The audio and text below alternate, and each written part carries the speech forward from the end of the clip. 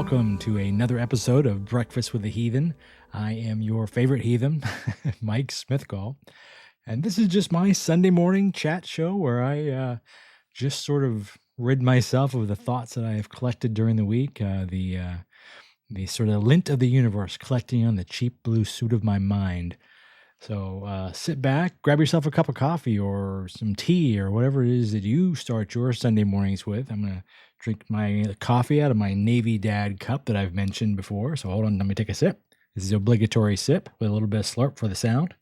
I like to make the, like I'm making a commercial when I say that. It's always kind of silly to me, but I feel like, well, if you're listening to this only and you're not seeing it, then how do you really know I took a sip of coffee from my Navy Dad cup? Unless I tell you that and show you or listen. I guess I'm not showing you, but I'm letting you hear it through the sounds of the slurping. Anyway, so again, if you've ever been here, welcome. This is just a show that I do again as I get rid of some of the thoughts that I've had throughout the week. You know, I do a show every Wednesday. I do a mic drop show, and that is a little bit more of a social commentary. Usually has a little bit more of a bite, a little bit of a rant sometimes. But this show is designed to be just a very chill Sunday morning show. And if you're listening to this on Sunday mornings, or maybe you're driving into work in the early part of the week, then hopefully this is relaxing to you. Even the topics that I bring up sometimes that may get me riled up on a different day or a different time, I try to address them very calmly and just talk through them versus sort of go in depth. But if you're looking for a little bit more in depth, listen to my mic drops on. Again, I'm going to start moving those to Tuesday mornings because I find that a lot of people like to listen to them, the podcast version at least, early in the week. So I was dropping them on Wednesday. I'm going to start dropping them on Tuesday. But without any further ado, as they say, let's go ahead and take I'm going to take this second question here. So this is from Andrew Dobson, 813. So Andrew and he's a viewer on my YouTube channel. So Andrew and I had a little bit of a back and forth. It was very respectful. I'm not complaining about that at all. But we had some disagreements. And I'm just going to read you one thing here. He took exception with my use of the word atheism. Now, my channel is called Atheistville. And as I set this up, let me tell you that. It's called Atheistville. I would say that I am an atheist by and large, meaning that everything I say and do and think and act is based on the idea that there is no God. What I don't say is that there is no God. And I'm hoping I can make that distinction clear, meaning I don't think there is one. I don't act as if there is one. I don't expect to find one, all that sort of thing. So in a practical sense, I am atheist. But in an intellectually honest way, I guess I'm agnostic, meaning I can't know that there's not a God. I just don't think there is, and I don't take any actions that would allude to that effect, right? But I can't know it. By the same point, I make this, and it's not to be snarky, but by the same token, I can't know that there's not a Loch Ness monster. I can't know that there's not a Bigfoot, you know? Those are things I can't know. Do I believe there's a Bigfoot? No. Do I believe there's a Loch Ness monster? No. Do I believe there's a God? No. And the reason I say all that is because none of those have been proven to me. Will I allow a certain percentage to say that possibly those things exist?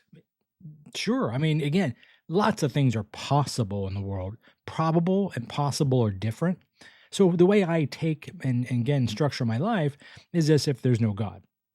But I'm willing to see the evidence, and thus far in my 55 years, I've not seen any evidence that convinces me otherwise. But this person took exception. It says, absence of belief, sir. Thank you.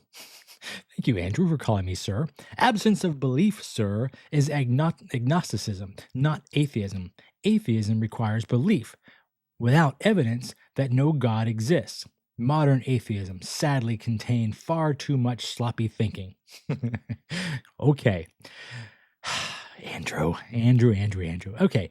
So the word atheism is really not as defined as some people think that it is. And even then, depending on who you're talking to and what their agenda is, they will skew that definition anyways. And I went on to tell him, I said, look, man, the word atheism isn't quite as defined as you think. Meaning, the term is at actually different meanings. Meaning, could it, I've said the word meaning like 17 times in that sentence. It could mean absolutely that you, and he's saying it requires belief without evidence that no God exists. Meaning I say, I believe no God exists. And I think I said that earlier, but I sort of put a little bit of a caveat there. I believe no God exists in the sense that I don't think about it. I don't assume a God's there. I'm not worried about interacting with a God. So in a practical and sort of pragmatic view, I don't believe a God exists. But as I said, I will allow that there are a lot of things that exist in the world that I don't know about, have not been shown to me, or have not been proven to me. Where he sort of went awry in our next conversation was this idea that atheism is only defined as that one thing, that you absolutely believe there is no God. And that's not true. It's just not how atheism has been defined over the centuries. And modern atheism and modern atheists, mostly, you can't say 100% anything, most modern atheists will say pretty much what I just said. Their life is structured around the fact that they don't think there's a God because it's not been proven. So they don't operate with any assumption that there is a God. But almost all atheists I've spoken to are absolutely willing to look at the evidence. Now, the evidence has got to be something different than we've seen in the last 55 years, or, again, in my case, 55 years. If you're going to show me a Bible passage, save your breath, because I've seen them all. I've heard them all. I'm rejecting the Bible just out of hand. So that's not going to work with us. Absence of that, we're going to live our lives as if there is no God. If you want to call that agnostic, fine. If you want to call that atheism, fine. It actually doesn't really matter to me, the semantics. I'm not trying to win a court case here. I'm making the point here that my life is based on there being no God. So Andrew Dobson, 813. Again, we had a friendly conversation. Oh, you're coming in from different perspectives, but that's fine.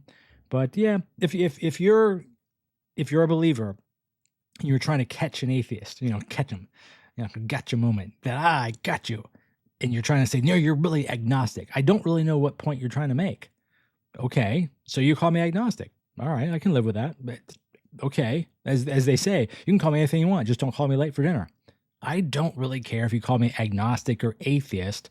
I think the words are very interchangeable nowadays in terms of how people perceive it. And again, it's much more of a nuanced semantics. But all right, if that makes Andrew Dobson feel better that he thinks I really am an agnostic and not truly an atheist, I don't know what the agenda is. I don't know why he cares. But all right, Andrew, that's fine. I can live with that. Take another sip of my coffee here. All right, let's see what else we got in here. This is a good question because I've used this analogy before. I think I may have used this analogy on this show. I can't remember. This person says, does anyone else feel like they woke up from the Matrix? Yeah, and he says, I'm 19 years old. I don't think I've ever really believed in it, but last year was the year I really woke up. One day I literally woke up from my bed and said, God isn't real. And then he goes on to sort of explain that. And if you've ever seen the movie, The Matrix, I'm not spoiling it. It's like a 30-year-old movie at this point. So if you think this is a spoiler, I guess stop now. But come on, you've had plenty of time to watch that movie. But there's a scene in the movie where the character Morpheus offers Neo, which is Keanu Reeves' character, two pills, a blue pill and a red pill. And one essentially keeps him asleep in the Matrix, which is a world that's been concocted and they believe certain things and there's all these sort of things. And the other pill wakes him up from all that and he sees life how it really is. So this person, again, he's 19. So good for you, man, for watching a video that's, 10 years older than you are or thereabouts. I can't remember exactly when that movie came out, but it was a long time ago. he feels like that he woke up from the Matrix. And I have heard people say that, and I think I've used that analogy before, because there's a point where you believe and you think, and all the sort of stories you've heard all your life, you know, the Noah's Ark and the talking snake and a guy living in a long weekend in the belly of a whale and Lot's wife, and the stories get crazier and crazier as you kind of dig deeper into them. And then at some point, if you have stopped believing, all that seems like, wow, I was living in a completely made up world, a world in which a God oversaw everything I did, a world in which my grandparents were watching me from heaven, you know, a world in which God watched who I slept with and how I slept with them. And at some point, if you're an atheist or an agnostic even, and you've given up the belief in that existing, in the sense that like I mentioned earlier, I don't believe that God is watching me because I don't believe there's really a God. Prove me wrong, that's fine. But right now, I am not worried about going to sleep tonight and laying with my wife and maybe messing around and having a good time. I'm not worried about a God watching that. I'm not worried about my my 2 sets of grandparents watching that either, which is always a creepy when you think about it, because they always say your grandparents are watching you from heaven. Really? Do they ever look away? Because that's kind of strange. But nonetheless, I'm not worried about any of that. So I am sort of woken up, I guess, out of the Matrix, right? The world that I was living in at one point is not the world that I live in now. And for the people that have sort of just made that switch, yeah, it can very much feel like the Matrix. It's a great movie, by the way. Now I'm gonna go watch it. I haven't watched it in years, but I've seen it a dozen times at least. Go back and actually watch it. If you've not watched it, you haven't watched it in a long time, especially if you've made that deconstruction where you've come out of religion and you're back down, watch it again. There's a lot of symbology there. Is that the right word? Symbology? You know what I'm trying to say. There's a lot of that in there, symbolic language. I'll put it that way until I make sure I'm using the right word. There's a lot symbolism. Thank you. That's the word I'm looking for. There's a lot of symbolism. I don't know where I got symbology. Let's just cut that out. There's a lot of symbolism in that movie, and it's very, very interesting. It's a really, really well-made movie. Even if you're not a sci-fi person, it's really well made, and there's a lot of symbolism in it, and there's a lot of meaning structured and weaving. Geez, my words are woven. I think I need more coffee. My goodness. There's a lot of meaning woven throughout the script. So go back and watch it. That's The Matrix. And The Matrix 2 is okay. The Matrix 3 is just not worth watching, but maybe if you want to finish the trilogy, that's fine. Let's see here. This is from OK Hat 3793. I think that would be a Reddit person. It says, for context, I was having a debate with an evangelical Christian. Well, that's probably your first mistake right there. And I was quoting both the Old and New Testament for my argument, but she kept responding with, you're just cherry picking quotes. You have to understand the context. Okay, well, and he goes on to continue that thought. The idea of the context it's age old when you start to argue. And this is why I said at the beginning, if you're having a debate with an evangelical Christian, if you want to do it, knock yourself out. But I've come to the conclusion that it's a waste of time for everybody.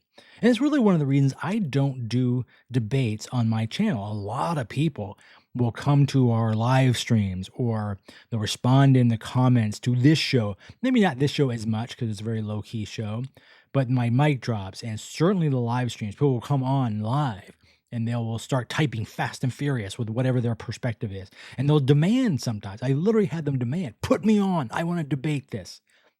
Get your own channel, man. I'm sorry, because the debates in that sort of fiery rhetoric are just not very interesting to me because they never really lead anywhere. Will somebody out there in the listening audience or the viewing audience on YouTube, will they maybe change their perspective? Maybe. And I guess as I broadcast in the truest sense, broadly speaking, I'm going out to a lot of people here. I mean, more than 4 people worldwide listen to this. But you get the point.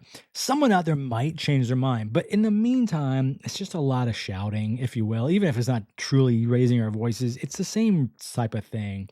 It's someone trying to top the other person and make their points and get a soundbite, and it just doesn't go anywhere. But, you know, if the person you're talking to is willing to discuss, then that's fine. The debate, just not going to go anywhere. But let me get back to this other point about the context. Context is a double-edged sword.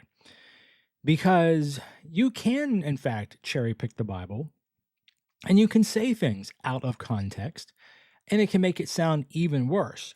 Unfortunately, you can take pieces out of the Bible and say them exactly how they were intended, and it sounds really bad. I mean, it's really bad.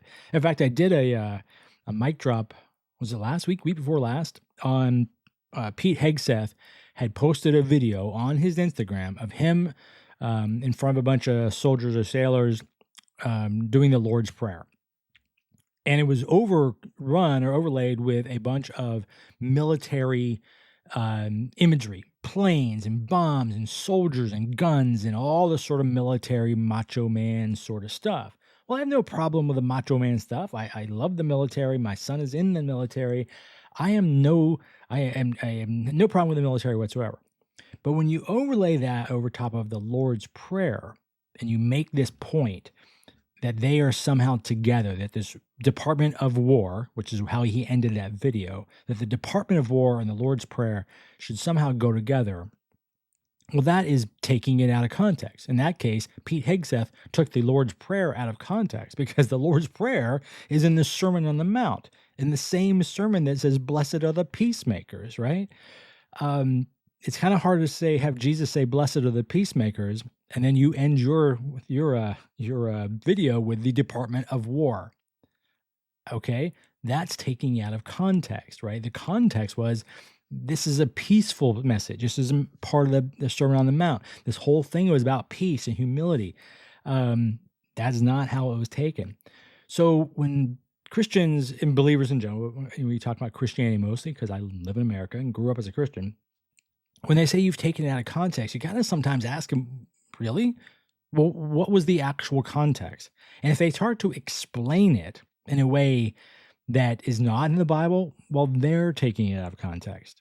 Explain to me what was said in the Bible. Explain to me if you were going to say it out of context. Okay, well, tell me the section and why that section was said. And point to me, what chapter, what verse did this come from, and what chapters and verses led up to it that tells you what this means. And very often first of all, you get a lot of blank stares because they don't know. A lot of people that claim they know, they don't know. But also, what starts to happen is interpretation. Well, this is what he really meant. We have a president like that, where it's like, okay, well, he said these words, but this is what he really meant. He's 79 years old. He should be able to say what he really means right now. I'm not reading his transcripts 2,000 years from now. I'm talking about right now. The guy just said it live on TV. There's not a whole lot of explanation needs to be done. I just heard him say it. That's it. And we know enough about the man to know what he means when he says what he means. You know, the Bible is maybe a little bit more wishy-washy than that, but at the same time, show me where it says this. Show me why you think it means this. Maybe we can agree on that. But often that's just not the case. The out of context is a simple way of deflecting by saying, no. When they said slavery was good and you could beat a slave and just don't kill him. And if you do, there's a small price to be paid. What they really meant is X, Y, and Z. Like, no, what they really meant is you could beat a human being and you're not supposed to kill him. But if you do, there's a small punishment. That out of context all you want, because that is the context. All right. That's a good topic for a Sunday morning, isn't it? All right. Let's see here. What's another one? This is a good question. In fact, I'm going to have this on one of our live streams because we've got a couple gentlemen on the live stream, Scott and Mike, both that identify as bi. And I always like to run some of these questions by them because they have a different perspective than, say, I do. Both of them are married to women, but they both identify as bi, which is totally fine. But this person, I think this is also a Reddit post, says Christianity will never be compatible with LGBTQ values. And so this person says, this is the sad truth that I've learned. I don't want to come off across as angry, but I feel that it's the sad truth of the matter. Christianity, no matter how affirming it pretends to be, will never be an ally to people like us, meaning LGBTQ. I agree with that. I don't know how. And I know people that are within the LGBTQ community that do go to church, and I can't really get that. I just don't understand it. It seems to be, like a lot of things in religion and Christianity, again, where it's a pick and choose, but boy, that's a big one. That's a big one to sort of overlook, right? Because sometimes in that very church, they will hold up that same Bible at some point and read the passage where man shall not lie with a man. And they will have a whole sermon about why homosexuality is a sin and you are going to hell. And I just feel for that person who's LGBTQ and sitting, in the third pew going, well, they're talking about me. And how do you reconcile it when you're sitting right there? And you look around and the entire congregation is nodding their head, or they're yeah, or amen, or praise Jesus, or whatever they're doing, an affirmation of the minister, the priest, the pastor, whatever, who says this. They're holding up the book. There's only one book in Christianity. It's that book. They're holding up that book, and don't tell me it's out of context, because we've spent decades telling us that is the context, that you are going to hell if you are gay. You slice it any way you want, but we know that is exactly what virtually all of them say. There are some, obviously, that don't necessarily go that far, but come on, let's not be naive, right? So how do the LGBTQ people go to church and ignore all that? It's interesting to me. I really don't. I need to get someone on the show. I've got several friends that go to various churches, probably not some of the hardcore ones, probably not Southern Baptists and things of this nature, but I think Methodist tends to be pretty common with LGBTQ. Episcopal, I know, has gay people in the church in terms of and clergy. So I need to find someone like that and have a good conversation with them, because I really like to know. Maybe I'll do that as a live stream. So if you're one of those people, let me know. I'm being genuinely and very honest. I would love to have the conversation with you. And again, as I said earlier, this is not a debate. I genuinely just would like to know. And if you've got a perspective on that, I absolutely promise I would have you on and we would have a respectful conversation based on me purely wanting to understand you better, because I don't really get it. And I'm willing to have my mind broadened by your perspective on that. So yeah, let me know about that. I'm very curious about this. So here's a good one. Do you really believe in testimonies? This is the people that claim they have seen Jesus in their dreams or felt the presence. I do not. I just flat out do not. I just do not believe those testimonies. And I think the reason I do not believe it is because so many of them are just absolutely fake. We've caught, not we, like I haven't caught them, but we have seen this, the evangelical or evangelist, good gracious, my words again today, the evangelist or preacher, TV preacher kind of guy. Did we believe anything those people say? I mean, I certainly don't, but obviously millions of people do, because they send these guys tens of millions of dollars. And they believe that they've been talked to by Jesus, and Jesus told them they need to get a Bentley or a Rolls Royce. There's been a thing recently where a guy pulled up, I want to say it was a Bentley or a Rolls Royce. He pulled it into the church. Come on, man. These other people that say, well, Jesus spoke to me. Man, when people say Jesus spoke to me, it seems a lot like just intuition and just judgment and good decisions. You made a decision to quit law school and go into medical school. Okay, did Jesus tell you that? Did God tell you that? Or you just think, well, I don't really like being a lawyer. It's not interesting, but I like to help people and feel like I'm having an effect on their lives outside of the courtroom. All right, well, that's the same decision lots of people make. Or I decided not to go to college and I decided to become a plumber. Okay, that's nothing to do with Jesus, man. The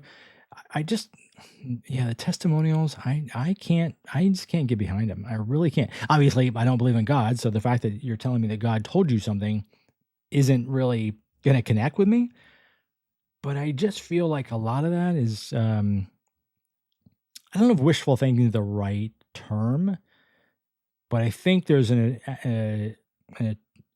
what are the words I'm looking for? They attribute those feelings to God. It's almost like a God in the gaps, which again, I did a mic drop on the God of the gaps. It's almost like God in the gaps. Like, I don't know why I'm coming to this conclusion, but I think it's the right way for my life to go. So it must be God leading me that direction.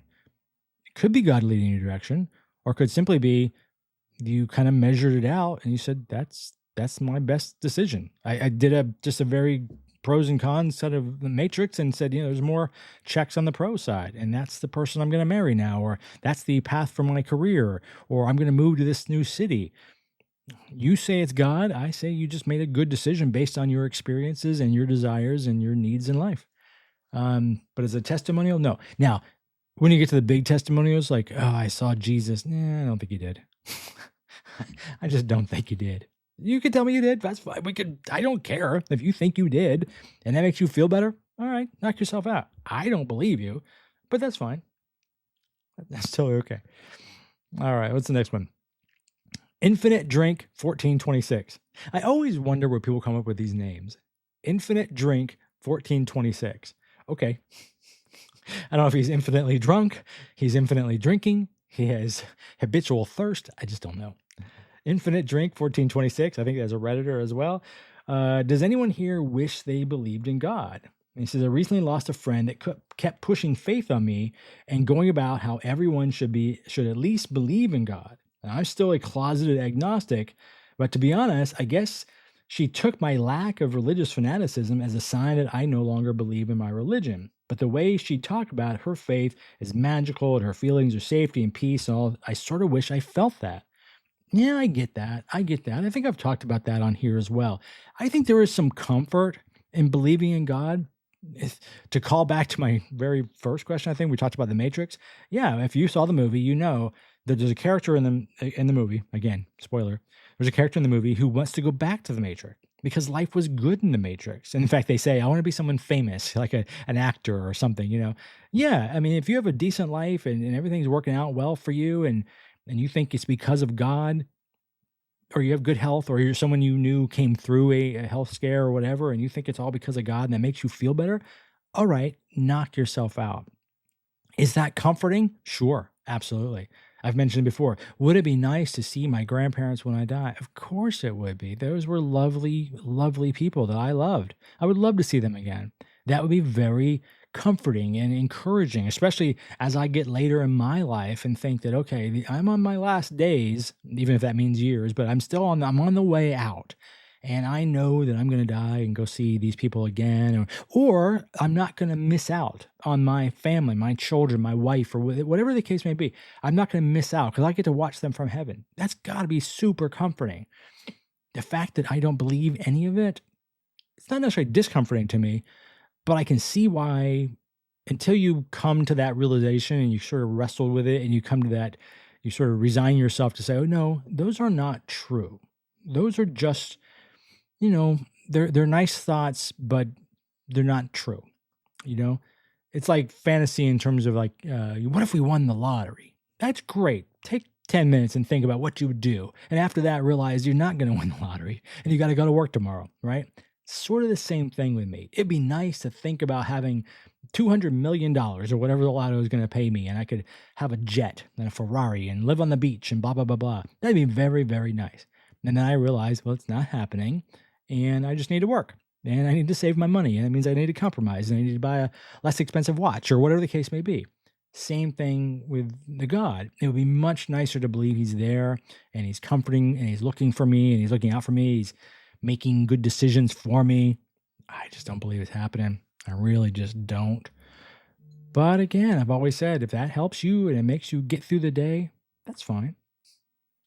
All right, next question.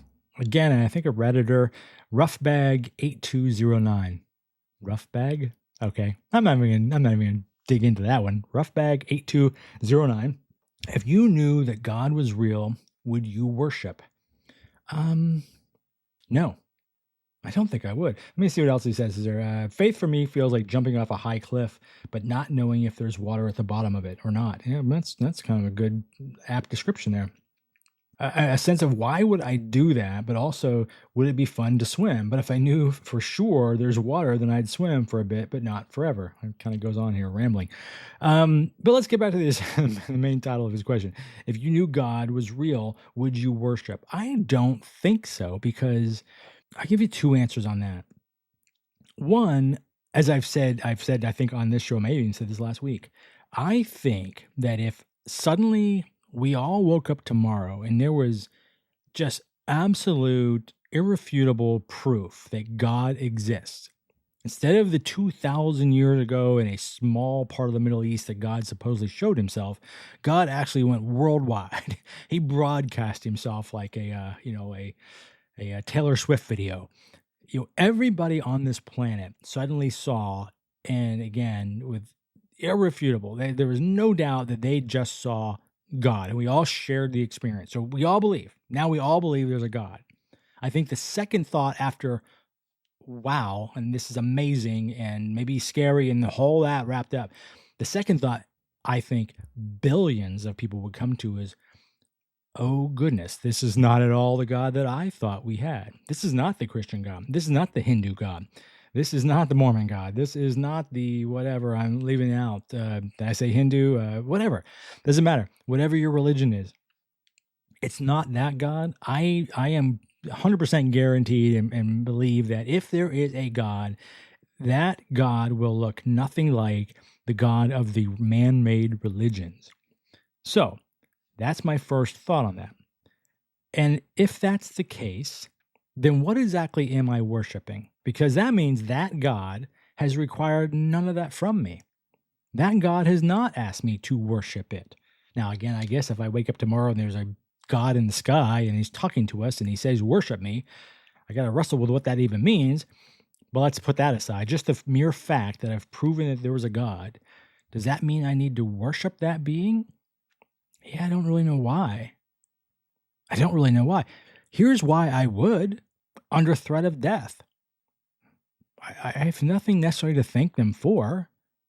Right? My parents made me. My parents raised me. My wife and kids sustained me in terms of my need and desire to go on and experience life. The planet as it is, would I maybe thank them? I guess. But would I worship them? No. Again, why would I? If worship, though, is like, you need to worship me or I'm going to kill you, which is what the Christian God says, again, not taken out of context, because as we all know, was it the first 4 of the 10 commandments is basically worship me or you're going to go to hell. So we already kind of have that. I would label that as coercion, but okay, we can get into the semantics of that. But no, I have no desire to worship. And I would be terrible at it because I have a disdain for authority.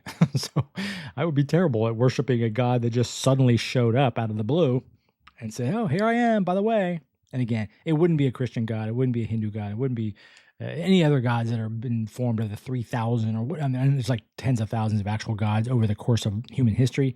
It wouldn't be any of that God. I can guarantee you. I'm putting my foot down right now. There would not be that God.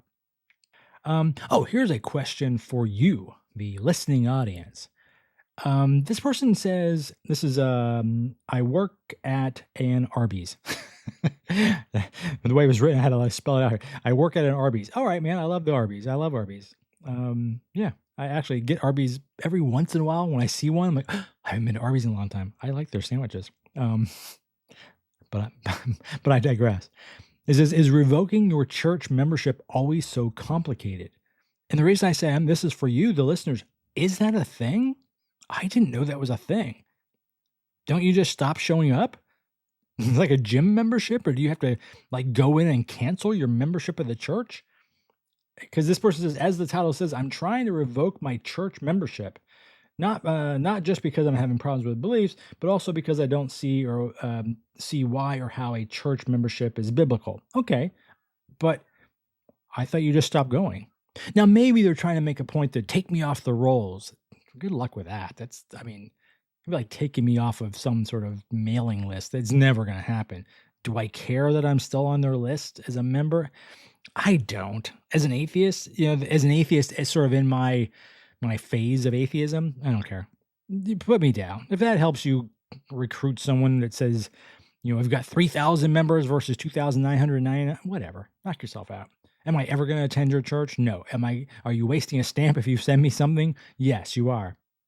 I got a letter in the mail, 2-3 years ago, I guess. I'm still living in California, from a, what do they call it? A Jehovah's Witness. It was a handwritten letter. And it was actually addressed to the previous tenant in that building. But it was a handwritten. I was like, what is this? But I could tell it was like, because it said like, it was a Spanish name, if I remember. Let's say it was like Jose Gonzalez or current residence. But it was handwritten. Like you could tell it was physically handwritten, not just printed to look like. It was physically handwritten. So I was like, all right, well, I'm a current resident. Let me open it. And they had Jose's name and his address. And this is a Jehovah's Witness, which I just picture this person in essentially like some sort of self-imposed sweatshop cranking out handwritten letters. And of course, attached one of those little Watchtower tracks with it. Dude, take Jose and me off of your list. You're wasting your stamp and your 5-10 minutes or whatever it took you to write that out and your little tract. Does that work for anybody? It seems like the biggest waste of time, but whatever. But yeah, I just don't know. Tell me if that's true.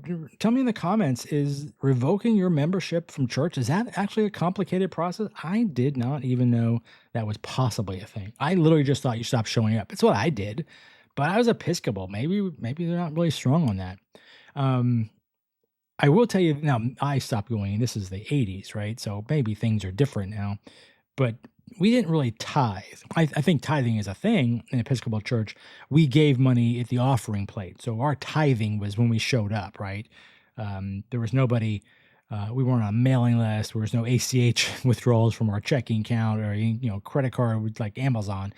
You just show up and you put your $5 or whatever it was, my parents did, in the offering plate and you moved on, right?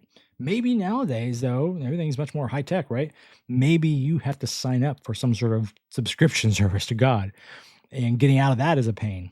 Okay, I could see that being the case. I would be sort of outraged, but I could see it being the case. All right, here's another one. This is actually a different one because this is from Positive Vibes Only 95. My Christian friend keeps disrespecting my Hindu faith. Should I end this friendship? I'm a Hindu woman from India, and I wasn't very religious growing up, but in the last few years, I've become more spiritual. I read the Bhagavad Gita, I think I say that correct, I always mess that word up, and follow dharmic teachings, but I also respect all religions and believe we can learn from each other. I've met a white woman from Texas, she's a Christian, talks about her faith constantly. At first, I didn't mind, but soon every conversation started ending up about the Bible. When we first met in 2020, I was at my lowest, going through a breakup and struggling at work. I was emotionally vulnerable, and she told me about my suffering would end if I accepted the Bible and followed God. And you can see where this went. And to this person, I say, welcome to the club. I mean, I swear I'm not making this up. It's, again, Positive Vibes Only 95. You can go to Reddit and look this person up. It sounds like a stereotype. You met a woman in Texas who was apparently very evangelical Christian, and they couldn't stop telling you that all your problems be solved if you would just go to church and accept Jesus. Welcome to the club, Mrs. Whoever, Positive Vibes. So my Christian friend keeps disrespecting my Hindu faith.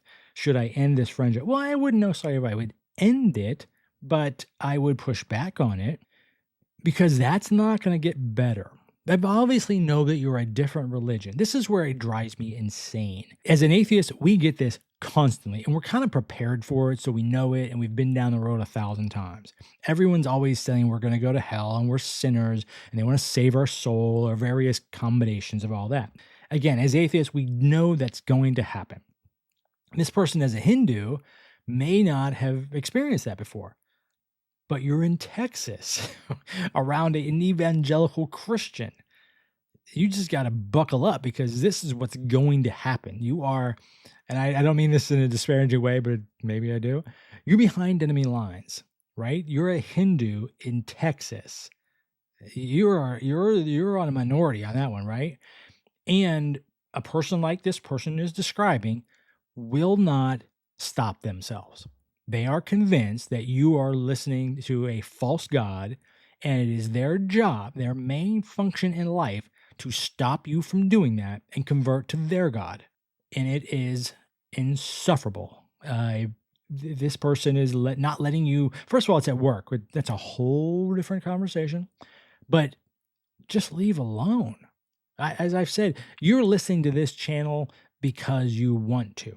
Whether you agree with me or not, you're listening to it because you want to. You're never going to find me on a street corner with a bullhorn telling you to become an atheist. You will never find that. If you do, come up and tell me I'm a hypocrite. But you're not going to do it. I'm in no fear and danger of being told that because I won't do it. I am not trying to convert. You won't see me going door to door with a book from Richard Dawkins trying to read to them. You'll never see me going to a courthouse, and trying to get a law passed that says, it says right here in this Christopher Hitchens book that yada, yada, yada. But that is not the way it works with many, many, many Christians. Not all Christians, obviously, because a lot of Christians just don't care. They just want to live their lives, raise their kids, love their spouses. They don't care. But unfortunately, there are far too many who make it their life's mission to convert every person they see to their God, and specifically their God. And I say that meaning not the Christian God, I mean their God. The one that attends their church, which means they believe what they believe at their church, which is not necessarily what they believe at the next Christian church, which in Texas is on the next block. So, yeah, or down south at all. I was telling someone on our live stream the other day, my friend Scott was on it with me, and he and I lived about a mile and a half from each other in Florida. We counted between that mile and a half, there were 7 churches, Christian churches, in that mile and a half. So, yeah. When you're surrounded by all sides, so to speak, you're behind enemy lines there, and you're going to try to be converted to their version. Why do they need 7 churches in a mile and a half? It's because that's 7 different versions, and someone from each one of those churches is going to try to convince you that their version is right. And being a Hindu, you're really far outside of it. You're not even Christian, so you're really far. Not as far as me, because I don't believe it all, but you're pretty far out. So, again, should you drop them as a friend? No, not necessarily, but tell them, listen, I appreciate that you believe in Christian God. I believe it. I mean, I get it. I understand you do. I believe in a Hindu God. That should be full stop. It probably won't be, but it should be full stop. That should be enough for that person to stop. I'm going to guess, unfortunately for Positive Vibes Only 95, I'm going to guess that your Christian friend is not going to drop it there. And in fact, if you push back, they might take offense. I'm calling it now. I don't know what the over under is on that, but I'm calling it. Unfortunately, I've been there. It's the way it works. Oh, let's see here. What's another one? Passive aggressive triggers. Have a blessed day. So that's is it me, or is have a blessed day always used by Christians as a passive aggressive dig? Because it feels that way to me. No, I don't think that it is. I understand where you're coming from, but no, I don't think it is. I think maybe I'm being overly optimistic here, but I do believe, and I've said this many times, the average everyday person, Christian or not, is just a good person trying to get through their life. They really are. It doesn't matter what religion they are. It doesn't matter if they have no religion. They pretty much get up every day, and again, they want their kids to be better, and they want to love their spouse and have their spouse love them. They want to feel as few amount of aches and pains as they possibly can and have some level of comfort, and then they expect to die. It's, play it out however you want, but that's what most of us want. So when someone says a blessed day, that's not necessarily a snarky response. So atheists that think that, stop thinking that. Just stop thinking that, because don't look at everything as a fight. Not everybody's out to get you. A lot of people are. I understand why you might think that, because, again, as atheists, we kind of get it from all sides. Every religion doesn't like atheists. Muslims don't like Christians. Christians don't like Muslims all the time. But they both don't like atheists. It's like they share that. They could want to fight each other left and right, but when it comes to the atheists, they're going to turn their sights on us, right? Because there are 2 sides of the same coin. We're a completely different coin. So that line, that have a blessed day, I think they just mean it as good luck, have a great day. It's all the same. Can it be said with some level of snark? Oh yeah. Oh yeah, it can definitely be said with some snark. I liken it to the way that if you're from the South, or if you're not from the South, you certainly understand this. When someone says, no, bless your heart. Yeah, that's not good.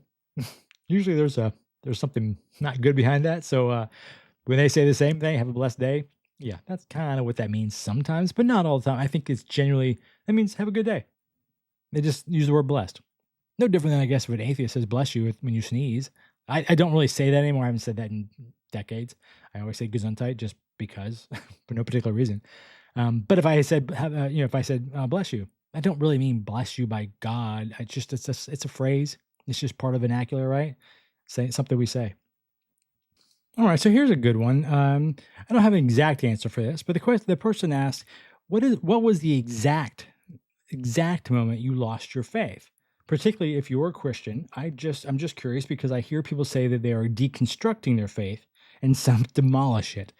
So the second part of their thing about their deconstructing, it sounds like a journey, right? They're deconstructing their faith, and some demolish it. It means they get rid of it totally. I don't know that most people that I know, most atheists that I know, had an exact moment. Usually, though, there was a light switch. There was something that got flickered on that they said, wait a second. But for most of us, we were raised in a Christian religion and a Christian household generally, sometimes very strongly and sometimes very casually, like I was as Episcopal. We were very casual about it. But nonetheless, I still believed. My parents believed. My grandparents believed. Everybody believed. I went to church on Sundays. So, I was indoctrinated from baby, right? Was there an exact moment that I stopped believing? No. There was an exact moment that I still remember quite well that just made me think, wait a second. That's not right. And I don't know if I've said this on this call before, but there is a, I always forget the name. I think it's Danae, Greek mythology. There's a character named Danae, and that person was locked in a tower. She was locked in a tower, a golden tower, if I remember correctly, but I may be conflating stories here. She was locked in a tower for whatever transgression she had, and Zeus materialized through a golden sun ray, if I'm remembering correctly. It's been 8th grade. I forgot to mention that. This was 8th grade, so I was very young. What is that, 12? I don't even know. 13? But anyway, so Zeus materializes into the tower, impregnates her, sprinkles out, however he does, and she ultimately gives birth to Zeus's child, who I can't remember who that would be in Greek mythology. But I remember very well in eighth grade, Mr. Isaacs was my teacher at Stanton College Preparatory School in Jacksonville, Florida. But I remember thinking, wait a second. So Zeus, God, got a woman, a virgin, pregnant, and then that virgin gave birth to his child. Boy, where have I heard that story? It sounds really familiar. And this was, again, when I was 8th grade, so whatever age I am at that point. And that really was sort of my first light bulb. It was like, oh, wait a second. And the other thing, I'll give myself a little credit here, pat myself on the back a little bit, was I remember thinking, whatever day this was of the week, thinking, wait a second, we're learning about Greek mythology, which I found very interesting.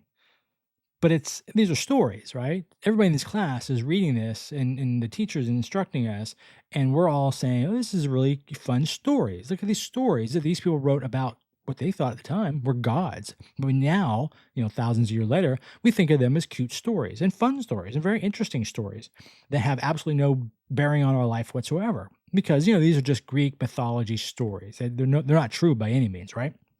But 4 days from now or whatever, on Sunday, I'm going to go to a building and we're all going to sit in that building and we're going to talk about Jesus, the son of a God, the son of a virgin that God impregnated and had his son, Jesus. And that absolutely happened. That's true. That's 100% true.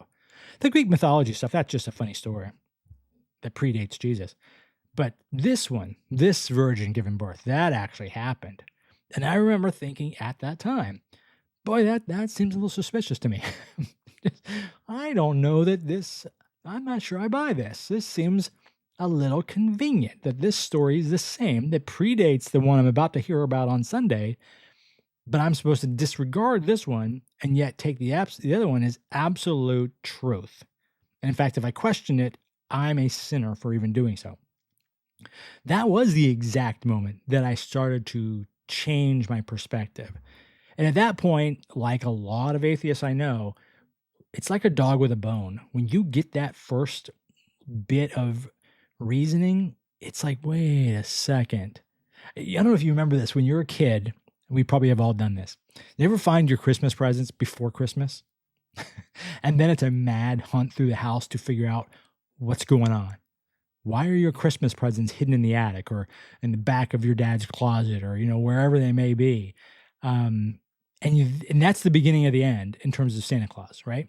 Because and that's not right. I remember one year I got a little pool table. It was a little like a kid's pool table. I don't know how old I was, probably 10, 12 in that range. And I found it in my parents' closet, I think. And as a typical 80s Gen X kind of kid, I would come home from school and my parents are both at work, right? So I had hours to myself. I would take this thing out of the box every day and play with it. Play pool on this little pool table in my living room. And I put it all back in the box and package it back up because it wasn't wrapped yet at this point, right? Didn't have any Santa Claus wrapping on it. It was just something they got from Sears warehouse. And I put it all back together. And then, of course, on Christmas Day, I was like, oh my gosh, thank you so much, Mom and Dad. A pool table, what? Even though I've been playing, I was probably pretty good at that point, like a damn pool shark on my little clandestine pool table thing that I had set up every day. But it's the same thing. Once I realized that, it was out, right? I mean, I think by this point I didn't believe in Christmas, or Santa Claus, but it's the same thing, right? Once you realize it, it's over. The beginning is over, right? At the beginning of the end, I guess it's over. Same thing with Christianity. So that's where it does go. So there's very few of us have an exact and all-encompassing moment. There's a moment that starts it and triggers it. And then it's, as this person said, a deconstruction. There's a series of things because you think, well, wait a second. Well, if the virgin birth doesn't make any sense, I'm starting to believe that maybe you can't live in the belly of a whale for 3 days. And that seems a bit suspicious, right? Or wait a second. Why would there be a need for a talking snake? And if you're God and you've created two creatures that's job is basically to do nothing but worship you, why would you even allow a snake in the garden? And if they had never experienced anything negative or bad, how would they know that lying or lying was bad and talking to the snake was? Because they don't have a sense of right and wrong. I mean, it just it starts to all fall apart, right? Sodom and Gomorrah, what? I heard the other day that a lot of people think Sodom and Gomorrah were sisters.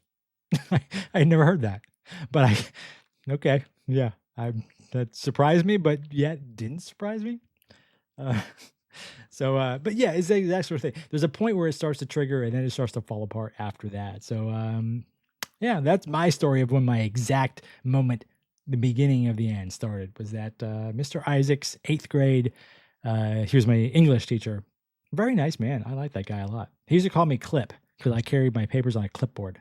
I don't know why. I guess I was trained to be a warehouse supervisor. I have no idea why I did that, but he called me Clip. He was a very nice guy.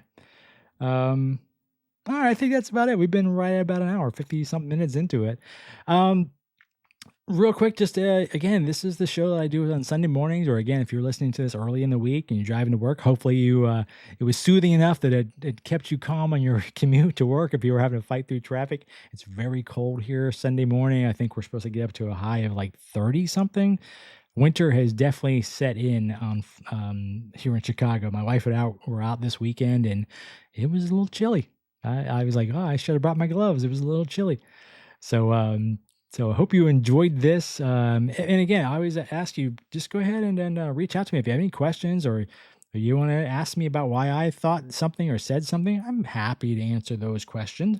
Also, look for me. I had to write this down in my little Post-it note here. I do have a mic drop coming out this Tuesday. And look for those from now on. They'll come out on Tuesdays, usually instead of Wednesdays, but that's a mic drop. That's my solo one. And that comes out on video, on YouTube, on audio here on whatever podcast platform you're listening to. And I also generally put out an article as well on these mic drops because, again, a little bit more of a social commentary. You are also welcome to join our live streams. Watch the YouTube channel for that and check the live. There's a little sort of tab across the top of the page. That's atheistville.com. Atheistville.com, I should say. That is the website, but Atheistville on YouTube. Check on the live tab on there. If we set a live up, we always have that up for a week or two ahead of time, so you have time to sort of build it into your calendar. And we would love to have you participate. Send us a question, pop in live, and let us know your thoughts.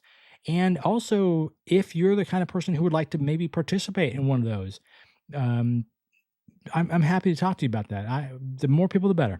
I'm not trying to change anybody's mind, but if you've been through this deconstruction or you're going through the process now and you maybe have some advice for other people, that's how we do those shows. Jump in. Those are the Unholy Roundtables that we call them. We'd love to have you participate. Again, either as a guest or as a viewer, either way. So anyways, hope that you have a good rest of your Sunday. And until we talk again, take care.